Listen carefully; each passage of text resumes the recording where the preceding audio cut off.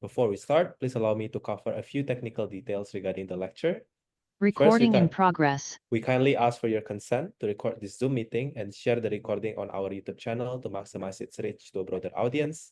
Second, you can access Professor Smith's PowerPoint by clicking on the link that our admin has sent to the Zoom chat. Third, throughout the lecture, you may send your questions to the public chat. Please include your name, affiliations, and to whom your question is directed. Kindly keep your question concise to ensure time efficiency.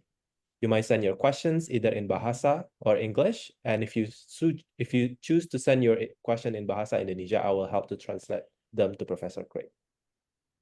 Artificial intelligence is the tool of the future, presenting both opportunities and challenges. As global powers, particularly those in the North, continue to innovate, develop, and prepare for the coming age, we in the South still grapple with issues such as digital divide, cybersecurity, and a lack of clear guidelines and regulations regarding AI. Indonesia, as a key player in Southeast Asian region and the larger Global South movement, faces unprecedented challenge and uncertainties in the new age of information and technology. This sets the stage for our discussion today. With that being said, I'm proud to introduce our two distinguished speakers for today's session. First, we have Dr. Ilham A Habibie, the chairman of the Board of Trustees here at the Habibie Center and the chief executive of the National Information and Communication Technology Council. Pak Ilham, we are glad to have you with us. We also welcome Professor Craig Warren Smith, the chairman of the Digital Divide Institute, which promotes ethical model for bringing AI to emerging market, just like Indonesia. Professor, we are honored to have you join us all the way from Mexico. To start the session, I welcome Pak Ilham to deliver his opening remarks. To Pak Ilham, the time is yours. Thanks very much, Patrick, for the opening of this seminar. Ladies and gentlemen, dear Professor Craig Smith, or Craig, my dear friend since many, many years. Everybody online, good morning again, and Assalamualaikum warahmatullahi wabarakatuh. May peace be with all of us. Today's topic is indeed something which enormous implications for the future. We already are actually in the future in some ways. Basically, AI has been with us not since yesterday, but actually since quite some time. If we use very popular tools like Google or basically search engines, or we try to find our way how to get the fastest from A to B using Waze or others, or we basically use an e-commerce platform, sometimes you wonder how efficiently they are giving us information that is valuable to us. What we are not aware of is the fact that AI is actually already working in the background, helping those applications to get the best results in many ways. First of all, get information to us, and secondly, also understand the pattern that we use in order to basically improve the application itself and bring that benefit, the insights from that data to third parties that are basically working with those applications. So for the many years, in the last, I don't know how many years, AI was already there, but more in the background. Now, since the advent of the large language model or generative AI where we have direct contact with a machine, we're amazed by its abilities to create quality feedback in the form of text, video, and others, which I think is a wake-up call for all of us, what the potential of AI really could be. I mean, if we are watching movies, then we see what people think about the future of AI. So this is something very important to be discussed this morning. Now, Professor Craig Smith, as I mentioned before, is somebody I've worked with since more than 20 years. I met Craig in 2004, so it's actually 20 years this year, Craig, and a seminar in Jakarta. I think it was the alumni club of Harvard, where we both gave a speech. And from not too long after that, we started to work together, always on the topic of what does information technology or the digital factor do to society and future development at large. topics like meaningful broadband or meaningful, digital divide came into our mind, and we did a lot of seminars, events, and projects together over the years, not only in Indonesia, but also including other nations, mostly in the Global South, actually, yeah, where we of course, also work together with countries and corporations from the Global North. But our focus was the Global South, Indonesia, Thailand, and others.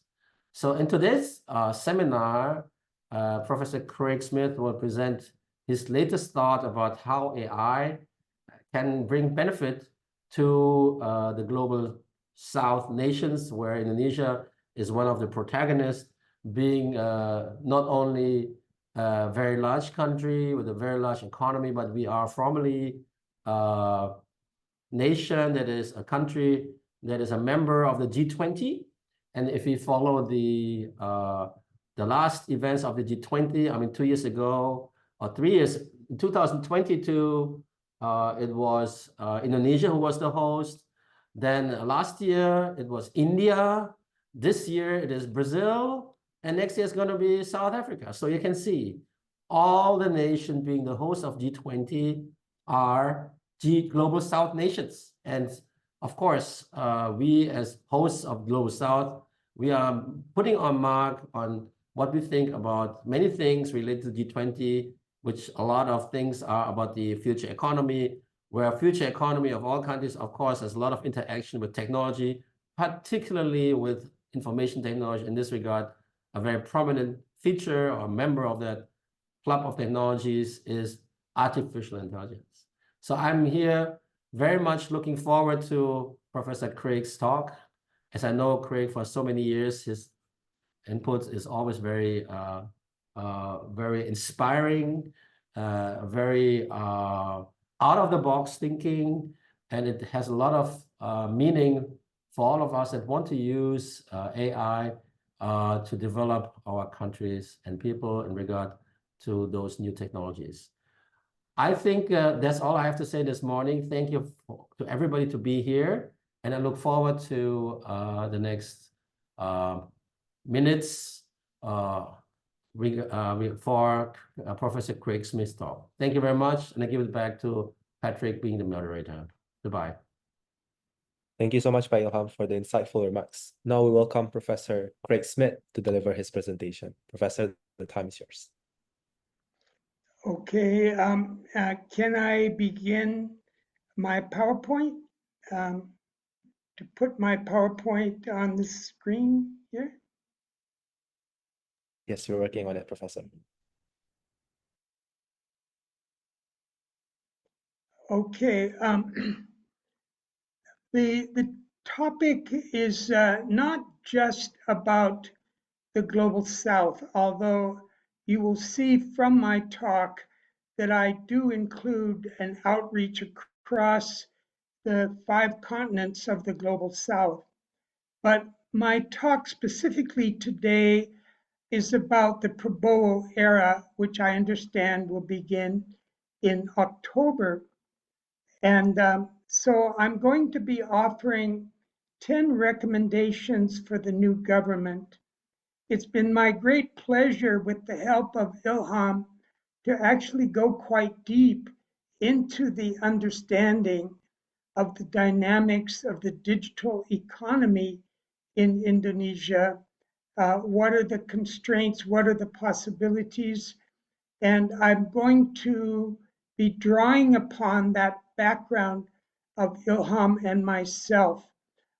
It's true, as Ilham said, that at one point we were in Singapore and we presented the first seminar on digital divide to all the managing directors of Google for Southeast Asia. They hadn't even heard of that term before.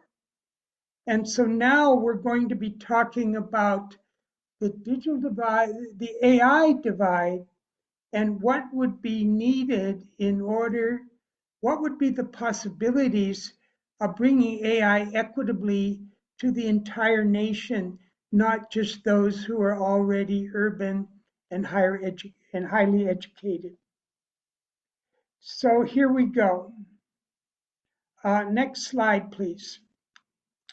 So as you may know, Sam Altman, the CEO of OpenAI, who was the architect of ChatGPT, he arrived at Hotel Indonesia last June, and it was an earthquake because what he was saying was shaking up all the thinking about AI in the past here in Indonesia, but also worldwide. He shook up Silicon Valley.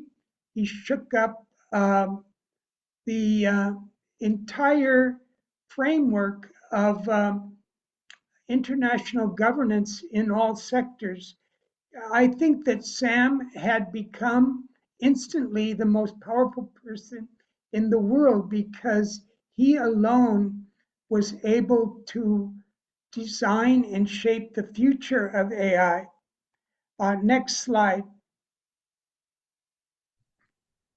So at the time that ChatGPT was announced in November of 2022, President Xi was shocked because the very day that the ChatGPT announced, China was about to announce its AI policy, but President Xi held off, and basically we haven't heard a lot from China since then, because it's very clear that OpenAI remains in the ascendance.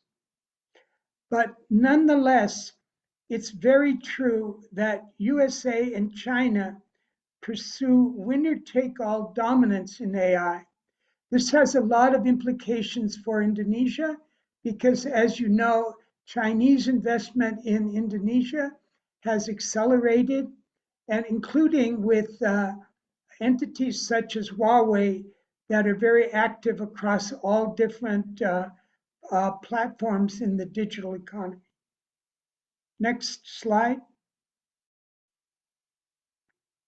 So the big question is, where does Indonesia stand in this race for dominance in AI? Will it be on the Chinese side? Will it be on the American side? And is there some way that Indonesia, unlike other countries, can uniquely bring both sides together in the same AI ecosystem? That's the big challenge. And if not, the other option is that Indonesia could enter a new colonized period where the gap between the advanced nations and Indonesia would accelerate over time, and Indonesia would be relegated into a colonized status. Next slide. So the change factor is that up until quite recently, it's been Moore's Law, named by the former chairman of Intel, which really referred to the doubling of semiconductor capacity every couple years. And that is held steady until recently. But now we're talking about an exponential rise of innovation 10 times per year. And so with each passing year, like the years since Sam Altman came to Indonesia, there's been a 10 times growth. And so the question is, to what extent does Indonesia participate in this acceleration of innovation? So based on this pace of innovation, the prediction is that by the year 2030, or maybe even before, AI will reach human scale intelligence. Next slide. Now, obviously, some kind of regulation is needed in order to optimize the benefit and avoid the harm. But we don't have any global regulation at this point. We do have some kind of limited regulation from the EU and maybe a country like Singapore, but basically what counts is global regulation, because without global regulation, you can have nefarious activity coming from any government against the rest of the world. So we don't have global regulation. And why? It's because the markets have been booming, because the lack of regulation has been built into the assumptions about market growth. And so one prediction by a credible investor named Kathy Ark of Kathy, what, I'm sorry, I forgot her last name, but I could put it in the link below. It's she predicts $100 trillion rise in global GDP up to 2030, and half of that wealth will be concentrated in big AI. Big AI refers to just 6 companies: Microsoft, Google, Facebook, Amazon, Apple, and NVIDIA. So in lacking regulation, we're seeing all that wealth from AI accumulating in the top 1% and the top 0.1%.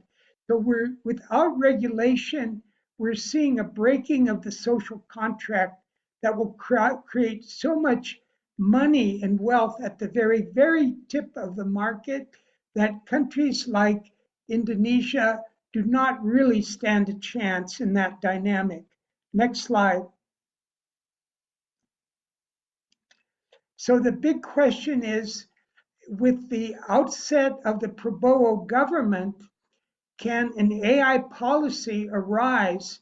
Because this government is new.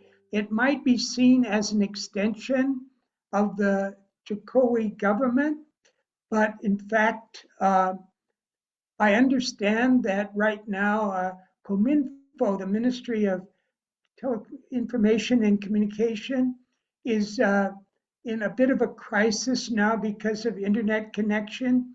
And so it seems that the coast is clear for an absolutely new approach beyond what might have been formulated so far by Kominfo. Next slide.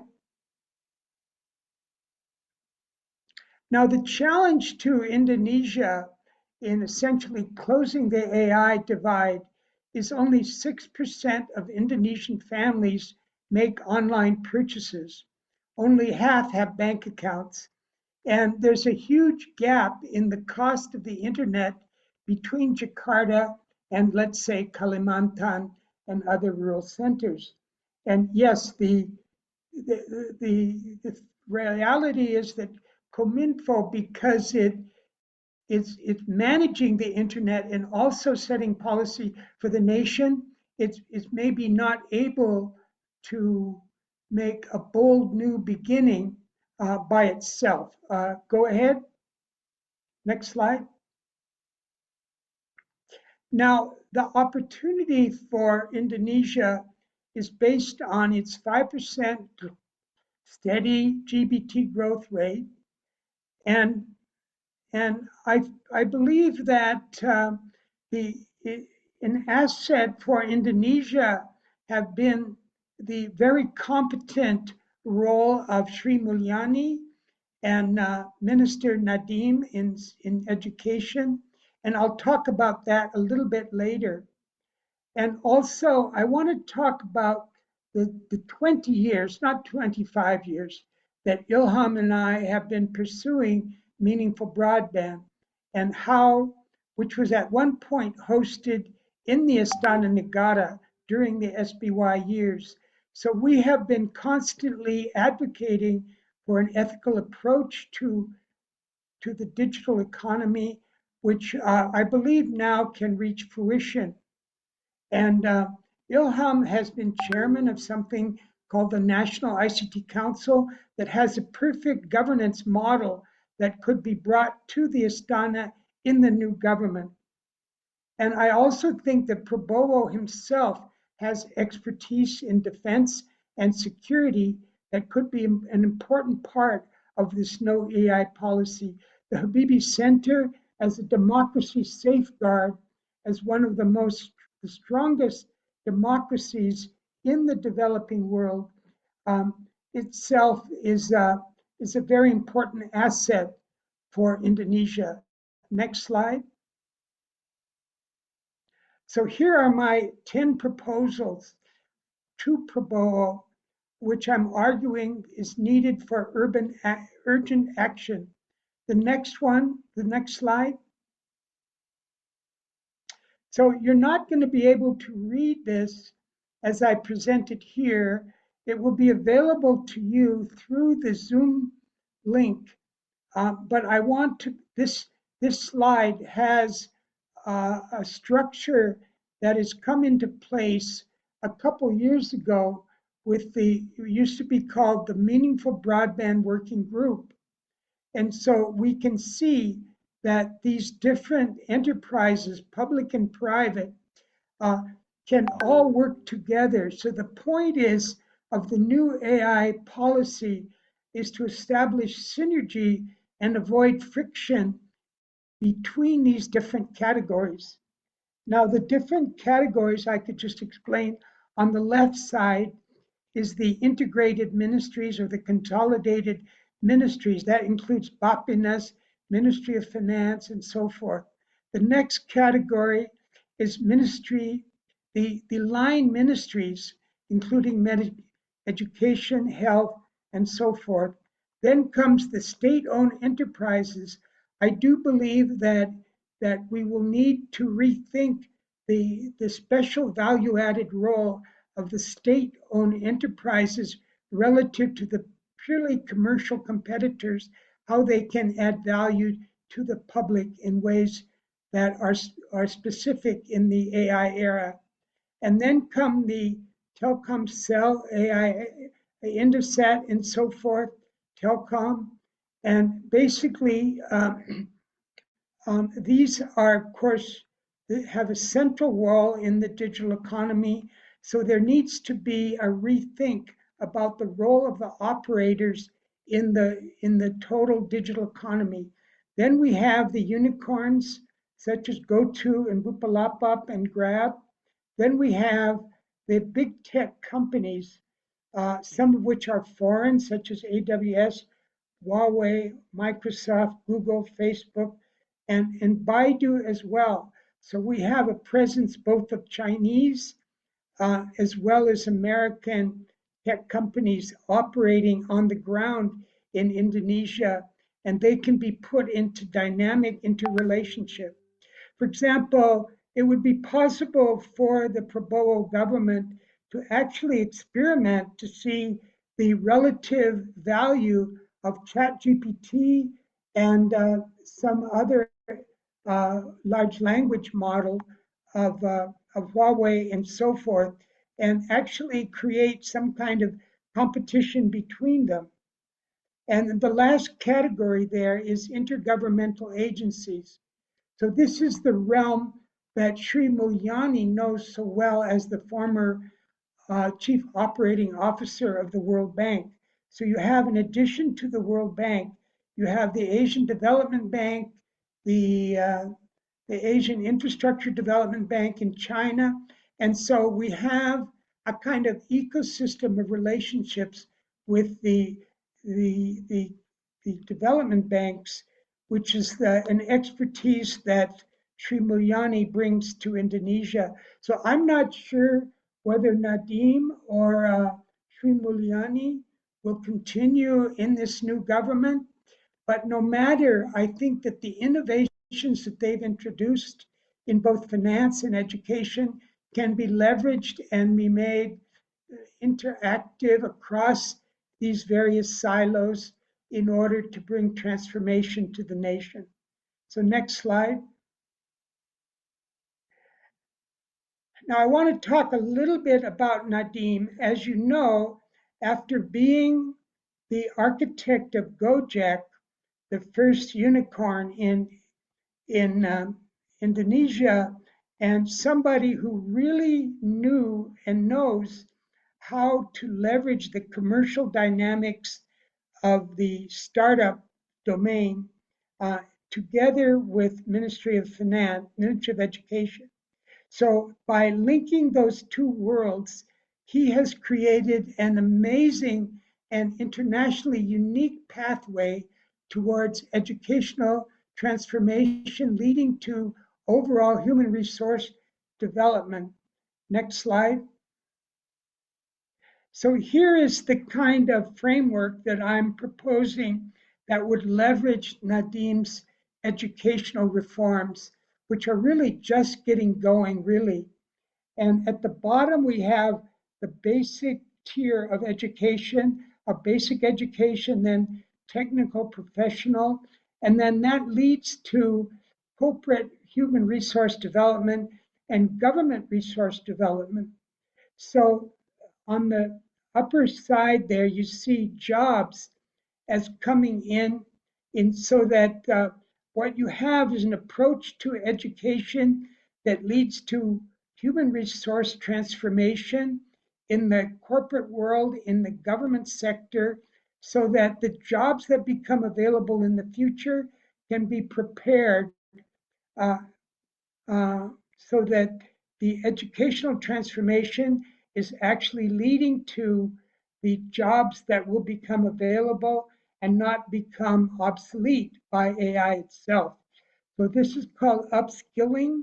And Indonesia, more than any other country in the global south, is I could only add that Singapore is also very excellent in this upskilling, but basically Nadim has brought it to scale as one of the largest educational sectors in the global south.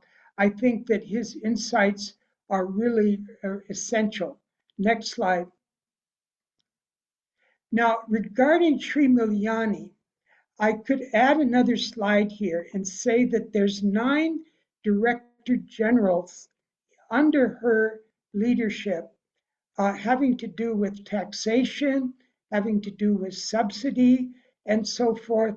So by tweaking these 9 DG categories and combining them with the data that comes from AI, we can leverage her innovations in order to produce a Ministry of Finance that brings AI to a lower tier in the nation in a financially sustainable way, involving some form of subsidy. Next slide. So all of this involves rethinking the plans of Bapinus, including the long-term development plans and the pathway into realizing the long-term development goals of sustainable development and so forth. So AI involves going back to Bapinus and creating a real dramatic rethink of a lot of plans that are announced but not yet realized by Bapinus. And there could be a new approach to using data to indicate whether the plans are being realized incrementally or not. Next slide. So as I mentioned, I think that if we have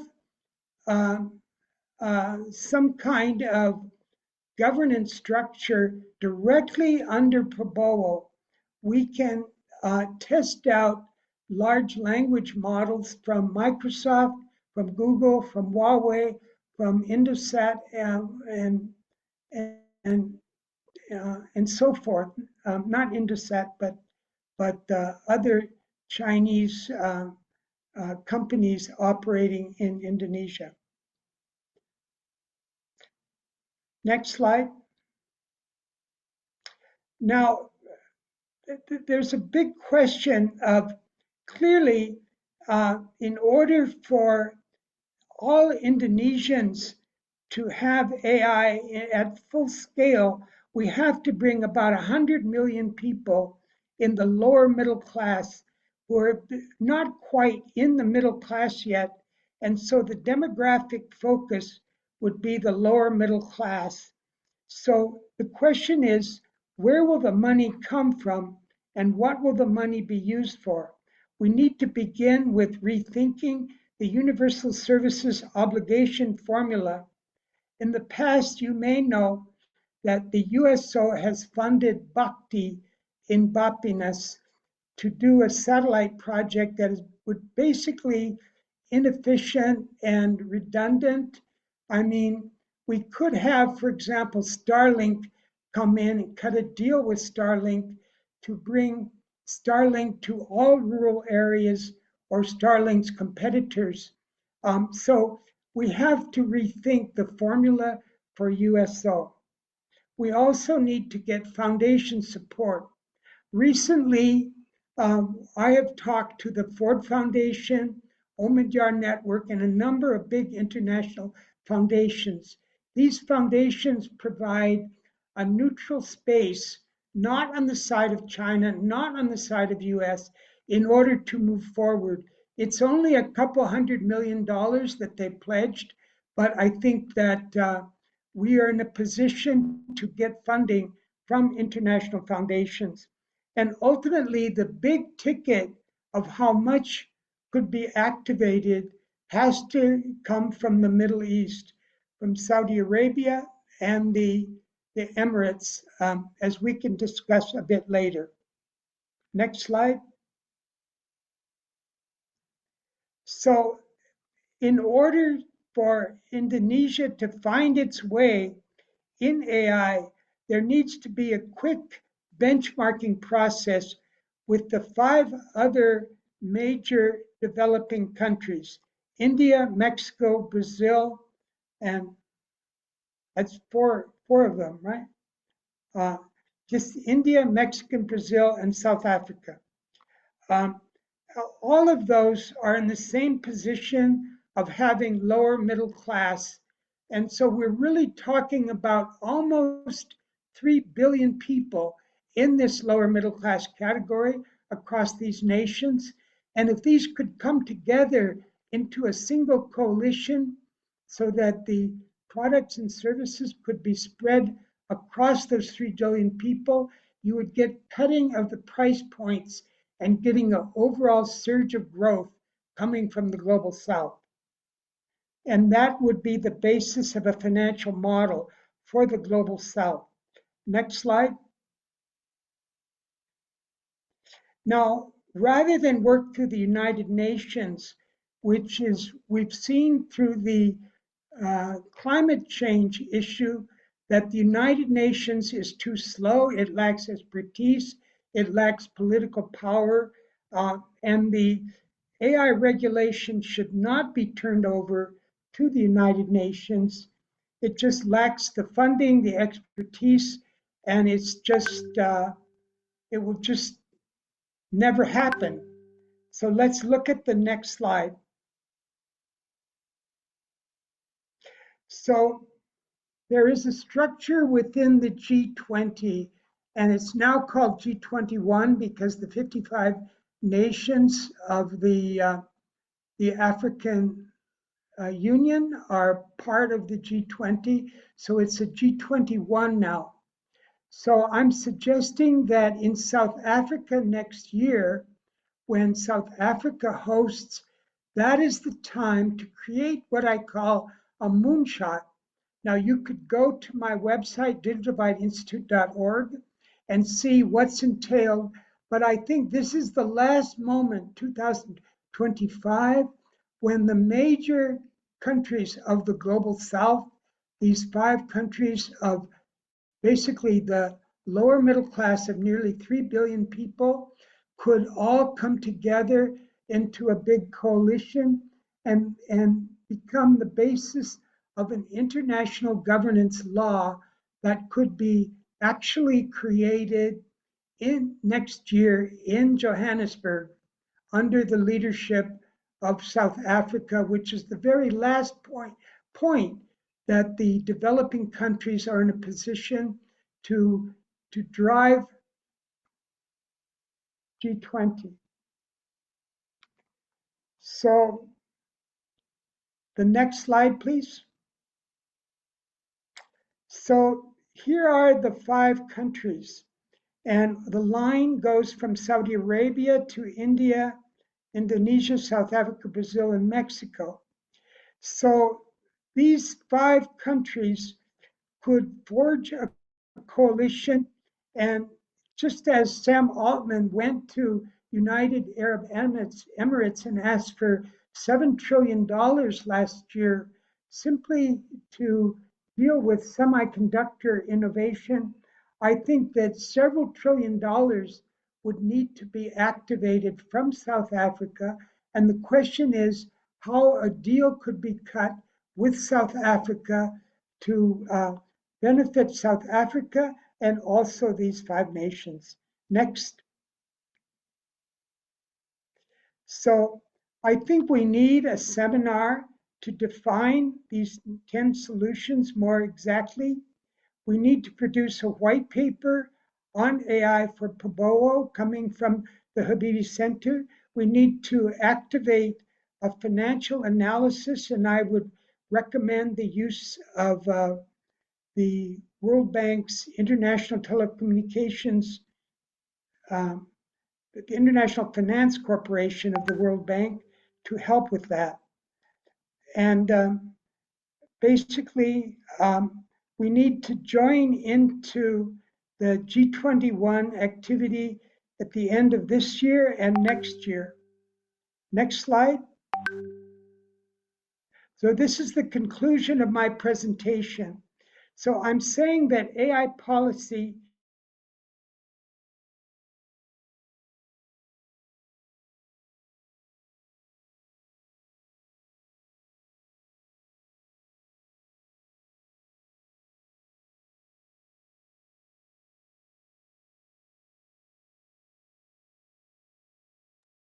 Audience, we apologize. It seems like there is a problem with connection from Professor. We'll handle the technical matters in a few minutes, and then we'll be back.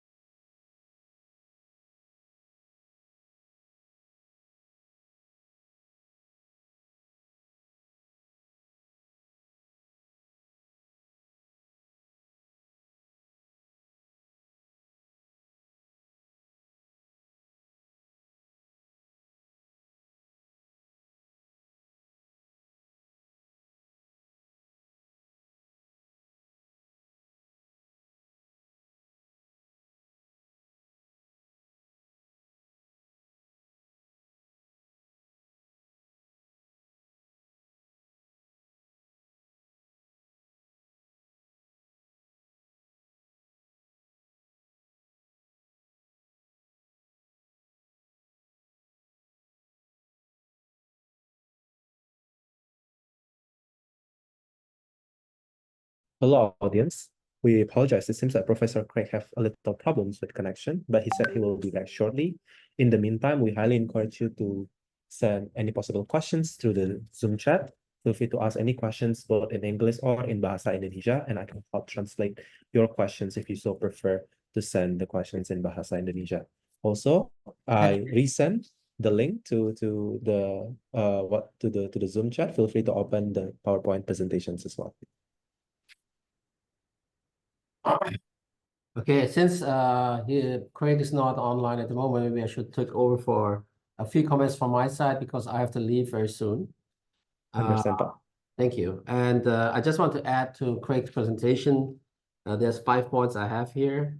I think there was a list of big tech, and I think we have to involve or address also NVIDIA, because NVIDIA is the engine of AI basically, because it delivers the hardware for it, and it's very, very important to include them as well. I think my friend Pak Rene Wijaya is online too. He is the representative of NVIDIA in Indonesia. And Pak Rene, I hope to be also working with you from NVIDIA for this very, very important topic, because it is really, as Craig emphasized, at the heart of the future development in all regard, not only economy, but also education, health, etc. Then Thank you, Pak Ilham. Oh, you're welcome, Pak Rene. Siap, Pak. Okay. Yeah, terima kasih. It's very important for our country and people.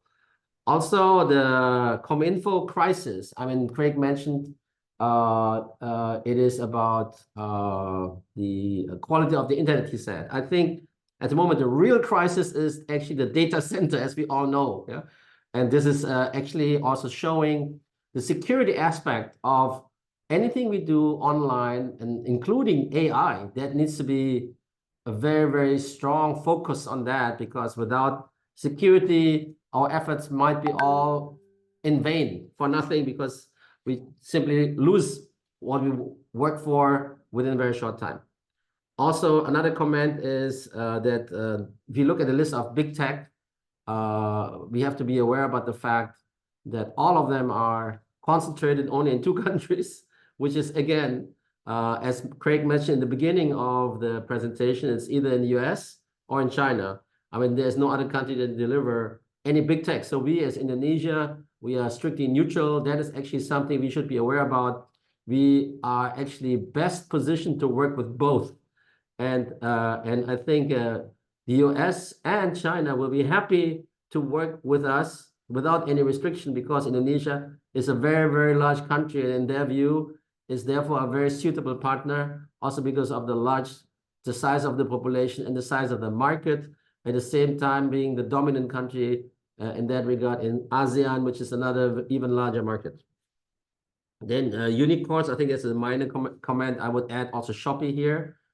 So we have all the commercial e-commerce players basically participating in this. And the last comment from my side, yes, Craig mentioned that many times. I am, in fact, the executive chairman of OneTICNAS, Dewan TIK Nasional, or National ICT Council, since now more than 10 years. And there has been an emphasis on Bappenas in the presentation. I think it's very rightfully so.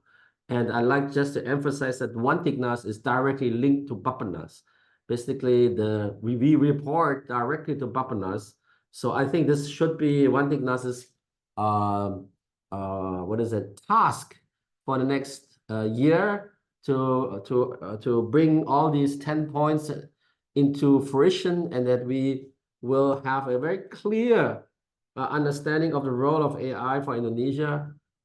It is, I think, shocking to understand that AI has basically disrupted what Craig said in the beginning, the Moore's law, where every couple of years the capacity of the chip doubles, and therefore also there's a large impact on revenue related of many companies because of the increase of capacity. So the presence of AI has vastly accelerated that. Craig said it's 10 times. I don't know whether it means 10 times per year or 10 times by what, but I think it is very true to understand that the accelerating effect of technology impact on growth, whether it's economy or anything else, is now beyond Moore's law because of AI.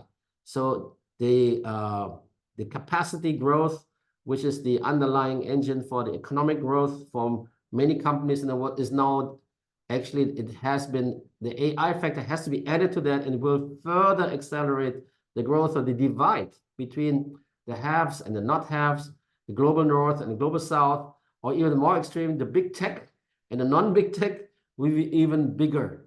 if we are not careful about this. I think this is all I have to say. And I give it back to the moderator. And at the same time, I have to say goodbye because I have to go to the next meeting. And I thank everybody else for being here online. And I hope to see you all again in our next seminar regarding AI and the future of our country and people and the global South and the world in general. Thank you very much. Dear Patrick, I give it back to you. Bye. Terima kasih. Thank you so much, Pak Ilham. Now I invite Professor Craig that have rejoined the meeting. Professor, please finish and complete the previous presentation.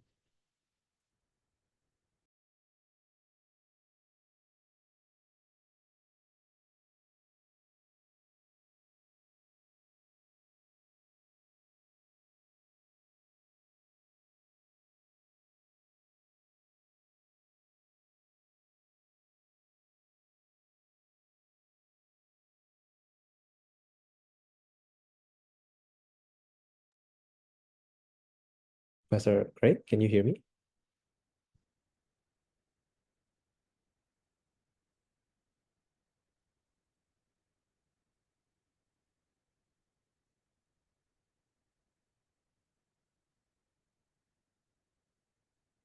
You're still muted at the moment, Professor. Maybe you can try to unmute the Zoom.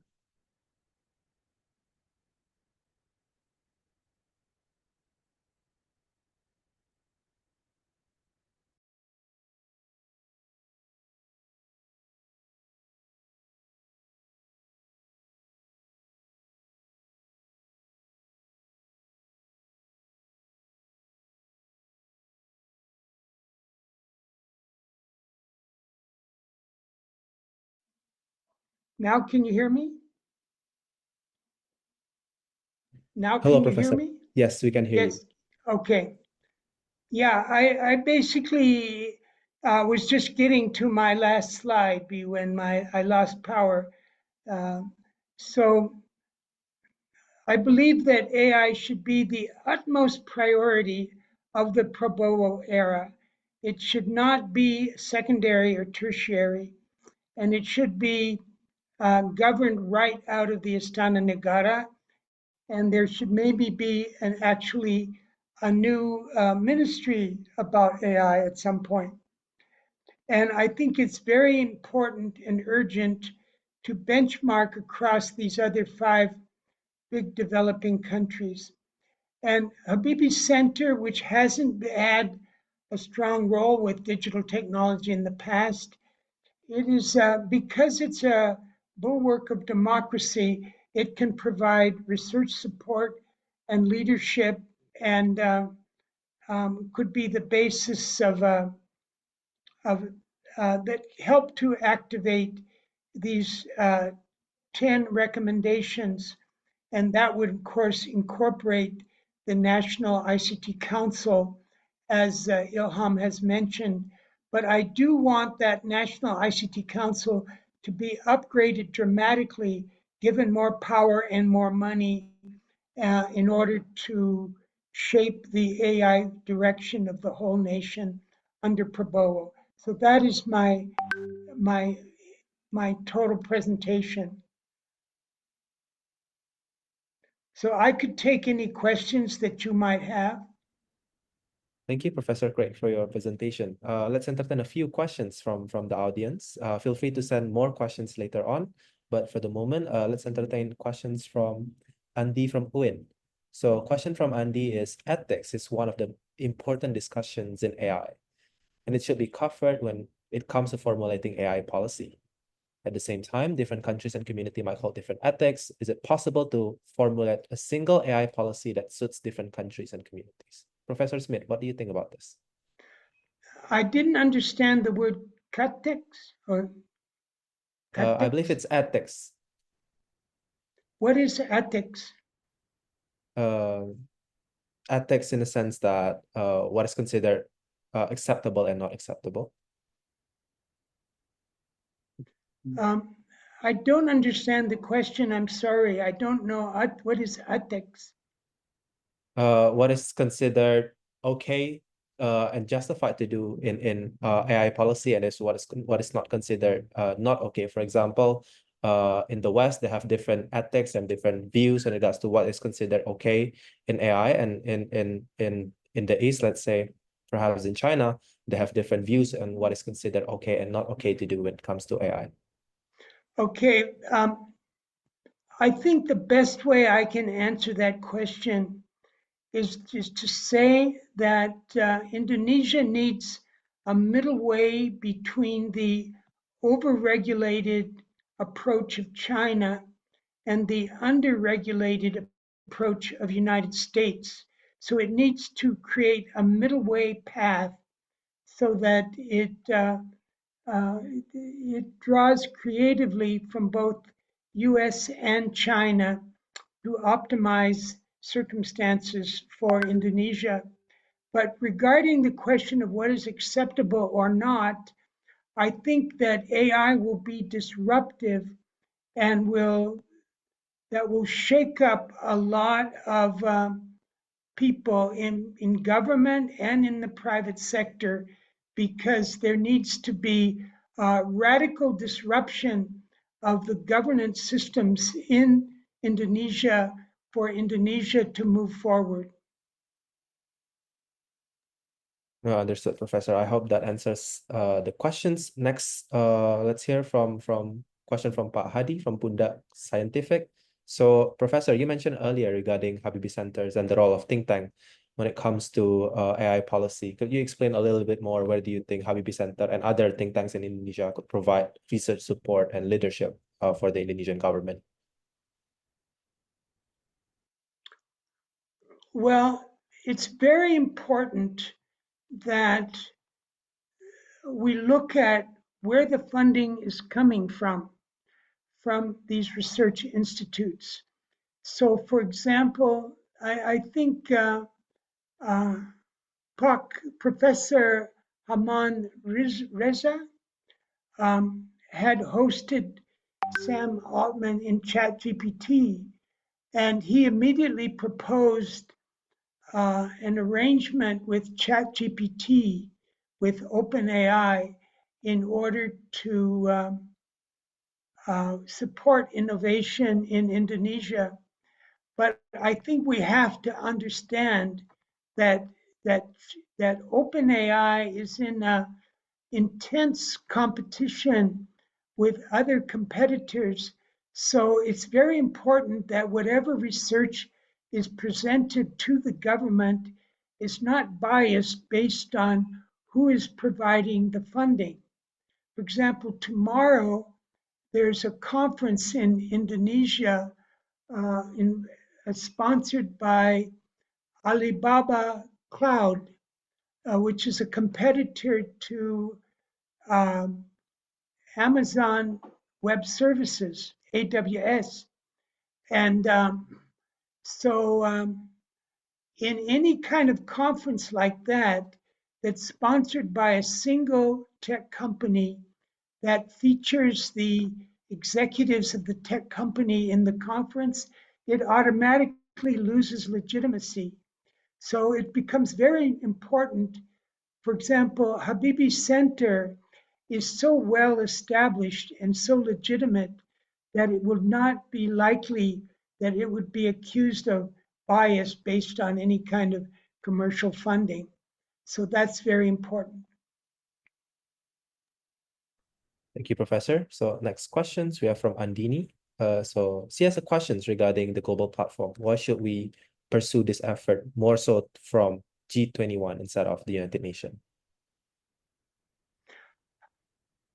I don't think it's either or. It's just a matter of leveraging Indonesia's role with the G21 and participating in the conferences at the end of the Brazilian regime, its hosting role, and to join in next year in G21, because this would produce a framework that would allow the subsidy to come from the Middle East, from Saudi and the Emirates. I think that Prabowo might have a particularly strong role on this issue. I understand that he is offering himself as a kind of broker on the issue of Israel versus Hamas in the Middle East. And I think that Prabowo and Indonesia could leverage its position and its leadership in the Islamic world to generate this funding from the sovereign wealth fund of Saudi Arabia. So I'm suggesting that Indonesia can't just go it alone. If it goes it alone, it will end up being very quickly a colony, an AI colony. The only way Indonesia can escape being a colony is by joining into a coalition of the other major countries of the global south. So collectively, they could represent an activation of 3 billion people that would attract many different donors and sources of finance. Thank you, Professor. Still from uni, there was a questions regarding past efforts. So, Professor, are there or were there any past effort, particularly from Global South leaders, when it comes to formulating AI ethics and AI regulations?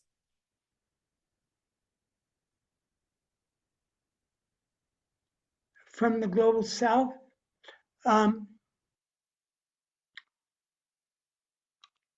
it's amazing that when Indonesia hosted the G20 in 2021, and when India hosted in 2022, they really didn't focus on AI that much. But Brazil, the president of Brazil is wanting to put forward an approach from the Global South in Brazil, but I don't think that it's become tangible except for making recommendations. I think that the leadership will have to come from the Global South. So I think Singapore is a member of the Global South, and it stands apart, but it's so small that it's not really a good example. So, in general, I could say that there hasn't been any real innovation on global governance coming from the Global South. Understood, Professor. Again, we entertain more questions from our audience, but for the next question, it comes from Mirna. It's a mix between a statement and a question. So essentially, she's saying that Prabowo have other objective, perhaps during his upcoming administration. Of course, we know of his free lunch program, which will take significant portions of the Indonesian state budget. So, Professor Smith, do you think it's really necessary for Indonesia to become a player in the AI supply chain, considering that we're going to spend a significant portions of our money for other issues, non-AI issues during Prabowo administration? I think there needs to be advocacy for the 10 recommendations that I'm proposing. So I'm a Bule. I'm not Indonesian. So I'm way out in the other part of the world. And Habibie, who used to be my partner, is now likely to become the governor of West Java. So in putting forward these recommendations, it's just a matter of advocacy. I certainly understand that Prabowo used AI to get elected and to create an image for himself of being a kind-hearted elder man. So he used AI very skillfully in the Indonesian election. But I don't think he's thinking about the policy frameworks that I presented here.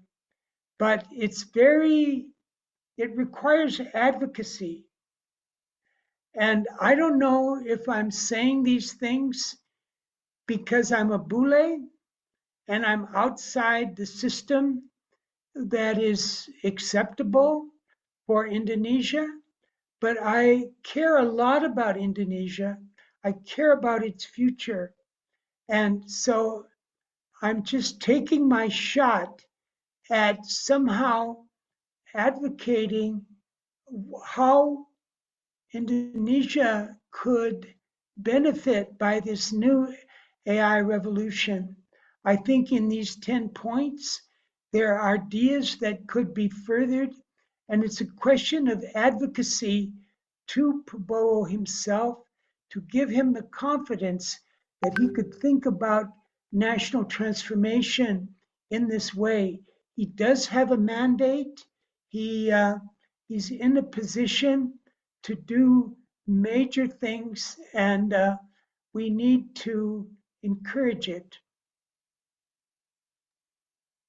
Thank you, Professor. Earlier you mentioned regarding US and China, and Pak Ilham also touched about this a little bit, where mostly when it comes to big companies in regards to AI, it's either in the US or in China. And you did mention regarding how in the US it tends to be not regulated as much, but in China it's somewhat overly regulated when it comes to AI. And then perhaps Indonesia can find a middle way between US and China. Can you elaborate a little bit more regarding your vision of this middle way that doesn't necessarily a US or a China regime?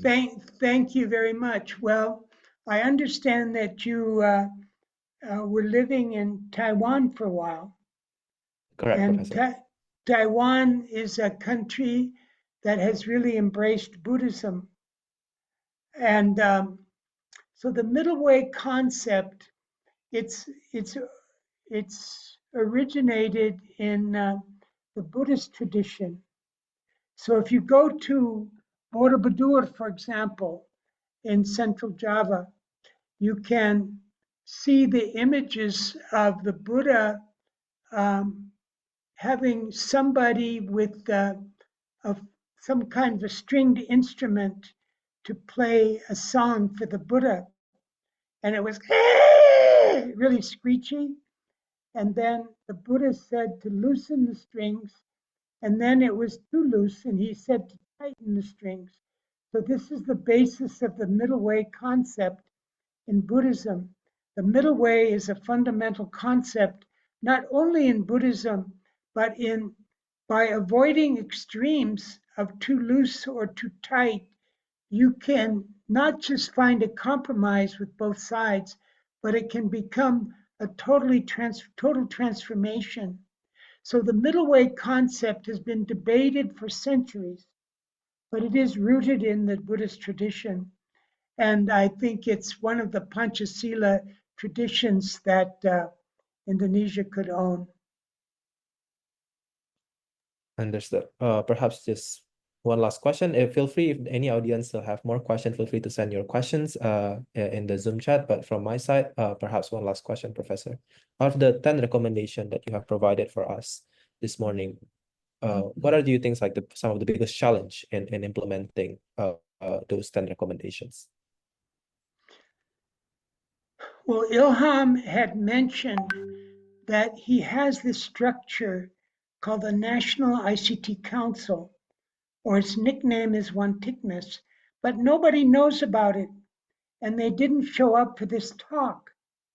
And so I think the big challenge is to take that structure and propose it to the Istana Negara. And I think that under the SBY era, we had somebody, an assistant to the president, who sponsored our activity at the Istana.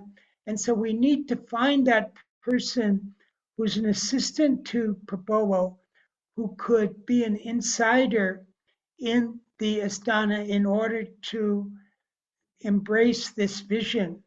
And I think the Habibie Center could back it through seminars, a white paper, and basically it's a matter of going through the media. after this talk to see what can be done. Understood. It seems like there's no more questions from our audience. Professor Craig Smith, thank you so much for the presentation. Thank you so much for spending the last an hour and 15 minutes with us, Professor. We think it's a very insightful discussion. The recommendations hopefully can be implemented later on in the national level. And looking back, hopefully this could be a start of something for Indonesia AI policies. Let me just say, can I say that if anybody wants to volunteer to push forward this agenda, please mention it in the Zoom notes, and we'll get back to you. Understood. Audience, you have heard from Professor Craig Smith. Feel free to put your name in the Zoom chat in that regards. So with that, I think we have arrived at the end of our public lecture session. On behalf of the Habibie Center, I would like to once again thank Professor Craig Smith, Pak Ilham, and all of our esteemed audience for your participation today. Please stay tuned at the Habibie Center's website and our social medias account for upcoming events and research. Thank you, and we hope to see you in the application. Terima kasih.